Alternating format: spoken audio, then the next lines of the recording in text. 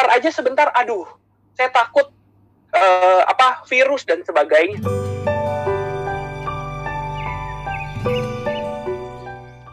Kurniawan, dan malam hari ini kita akan membahas sesuatu yang mungkin selama ini gimana? Tadi pertanyaannya, untuk merubah sesuatu yang kita konsumtif nih biasanya kok bisa jadi produktif. Oke. Nanti itu akan saya jelaskan pastinya, tapi sebelumnya kita harus melihat dulu nih, ada beberapa berita yang ini pertama kita dapatkan dari jawapost.com, di mana adanya dilanda pandemi COVID. Tapi pengguna internet di Indonesia melonjak tajam, Bapak Ibu. Oh iya, jelas, Pak, melonjak naik. Kan kita nggak boleh kemana-mana. Mungkin Bapak Ibu berpikiran seperti itu. Ya, kalau menurut data berapa sih, Pak, naiknya? Oke. Ini jumlah penduduk di Indonesia ada 272 juta orang. Dan pengguna internet yang 2019 itu 175 juta. Naiknya di 2020 itu mencapai 196 juta. Berarti berapa persen tuh naiknya? Selama pandemi ini, pengguna internetnya meningkat 12%. Dengan terjadinya peningkatan ini, maka pasti ada terjadi sesuatu. Dan peningkatan ini disebut dengan namanya digitalisasi, Bapak Ibu. Dan Bill Gates pun pernah bilang, jika bisnis Anda tidak dalam internet, maka bisnis Anda akan punah. Oke, Anda paham banget ya Bapak Ibu ya, kalau punah berarti bisnis Anda tidak tersisa. Oke, punah, hilang. Oke, sama seperti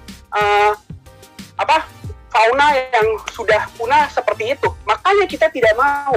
Nah, proses untuk jangan sampai punah ini, kita masuk ke dalam internet, disebut dengan namanya digitalisasi, Bapak Ibu.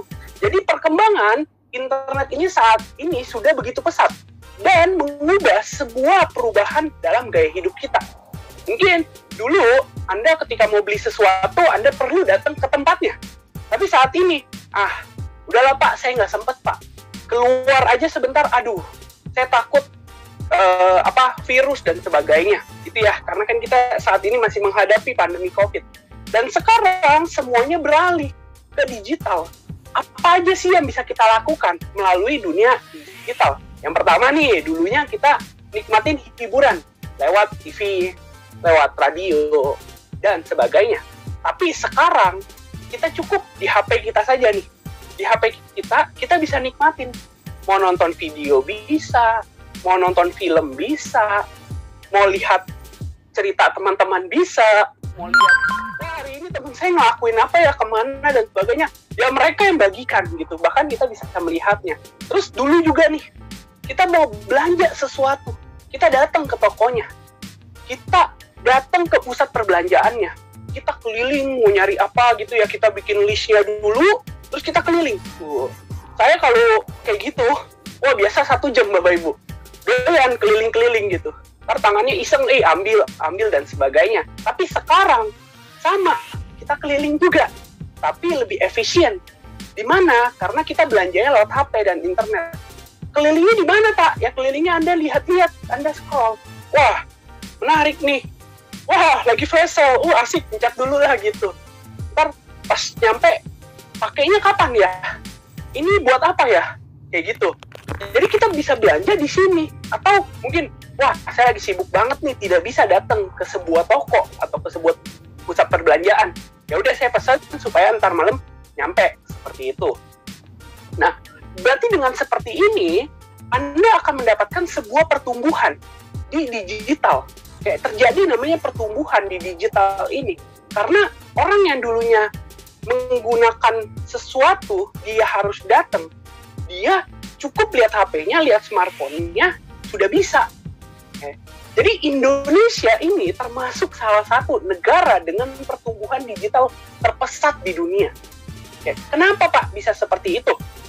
Anda kebayang kita salah satu penduduk yang terbanyak di dunia. Termasuk salah satu penduduk yang terbanyak.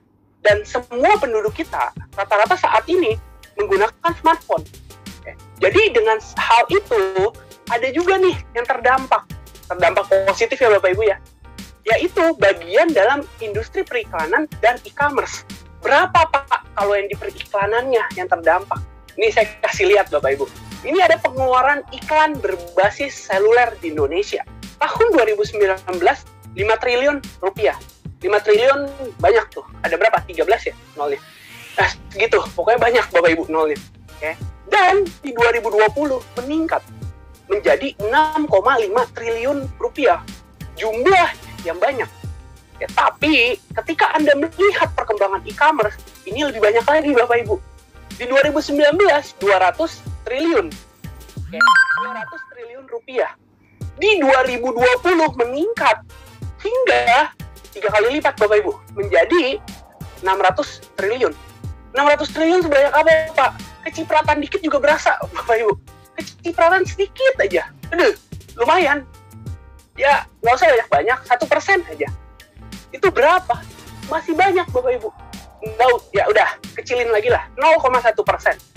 Itu juga masih banyak Bapak Ibu. Bisa lah buat check out semua keranjang di e-commerce kita. Kalau kecipratan 0,1% gitu. Bisa banget gitu kan.